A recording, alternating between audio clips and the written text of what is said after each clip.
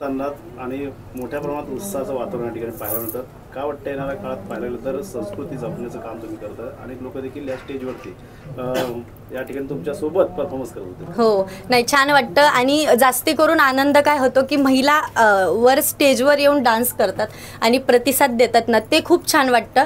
आणि नेहमी मला मुंबईकरांचं प्रेम नेहमी मिळतं आणि आजही तुम्ही बघितलं तर महिला वर्ग आपल्या कार्यक्रमाला खूप होते, म्हणून छान वाटतं. आणि दादांनी जो आज कार्यक्रम महिलांचाच आणि दादांनी आज म्हणजे बोलवलं इथं, तर दादांचंही मी आभार मानल आणि नेहमी छान वाटतं कार्यक्रमाच्या वेळेस. नक्कीच महिलांना एक स्टेज मिळावा यासाठी पुढचा काय प्रयत्न असतात, सांस्कृतिक कार्यक्रम अनेक होतात.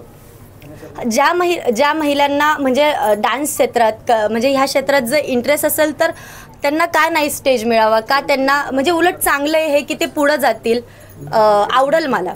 नक्कीच गौतमी, कालचा वर्ध्यामधला जो कार्यक्रम गोंधळ घातला त्यामुळे काय तुमचं एक आव्हान असेल लोकांना, अशा प्रकारचा गोंधळ घालून कुठेतरी आयोजक असतील अशांवरती कुठेतरी डाग लागला जातो आणि कार्यक्रम खराब होऊन जातो. मी नेहमी माझी ही गोष्टची खंत आहे प्रत्येक वेळेस. मी एवढा छान कार्यक्रम करून बाहेर निघते आणि नेहमी माझ्या बाबतीत असं काहीतरी ट्रोल केलं जातं किंवा काहीतरी नेहमी सांगितलं जातं की असं झालं तसं झालं. मोजके काही लोक असतात कार्यक्रमात. आज तुम्ही बघतात एवढी गर्दी असते कार्यक्रमात, त्यातले काही लोक आपण चांगले म्हणू, काही लोक कसे असतात नाही सांगता येत. तर थोड्यासाठी तुम्ही आज आम्ही पण आज दादा माझी पूर्ण टीम आहे, आम्ही कलाकार आहे, आम्ही प्रत्येक ठिकाणी कार्यक्रम करतो, तर आज आमचं पोट पाणी त्यात आहे. तर मी प्लीज रिक्वेस्ट करेल की तुम्ही ह्या गोष्टी ट्रोल करणं आणि त्या कार्यक्रमाला सगळा कार्यक्रम छान झाला. हे का झालं मला माहीत नाही.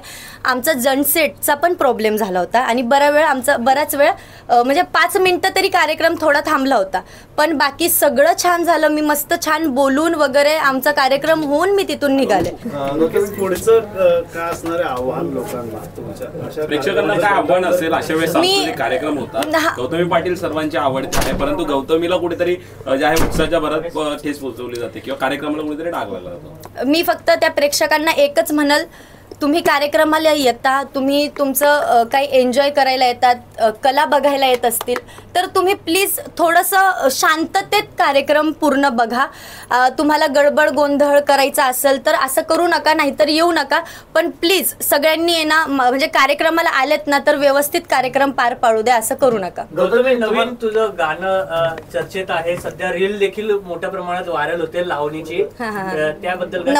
नऊवारी साडीची आहे ती, म्हणजे नऊवारी गाणं आहे ते खूप छान आहे आणि मला आवडतं. म्हणजे लावणी हे क्षेत्र तर माझं आवडीचं आहे आणि त्यात मला लावणी करायला मिळाली आणि खूप छान वाटलं ते गाणं करून. आणि लोकांचं त्यात म्हणजे लावणीवर भरभरून प्रेम मिळतंय नऊवारीला, तर आणि रील पण लोक काढतायत, तर खूप छान वाटतंय. गौतमी, स्त्री भ्रूण हत्या असेल, लहान मुलींवरती अत्याचार असतील, काय नेमका संदेश द्यावासा वाटतो? तू देखील कलाकारच, काय जातो? अजिबात, म्हणजे मी जे बघते आता सध्या जे चाललंय हे असं होऊ नये. खरंच हे खूप दुर्दैवी आहे की तुम्ही म्हणजे लोकांना हे कसं करायला जमतं, मला तर हे म्हणजे एकदम डोक्याच्या बाहेर येते.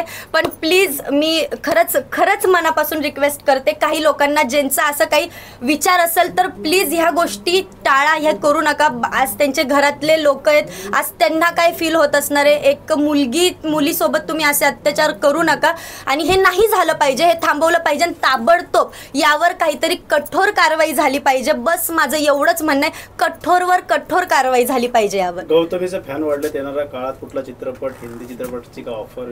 हो, चित्रपट आहेत, गाणी आहेत, म्हणजे सगळं प्रेक्षक वर्गांना अजून खूप छान काहीतरी नवीन पाहायला मिळणार आहे आणि तुम्ही भरभरून प्रेम असंच देत राहणार आहे, हेही मला माहिती आहे. हिंदी इंडस्ट्रीमध्ये काय पाऊल?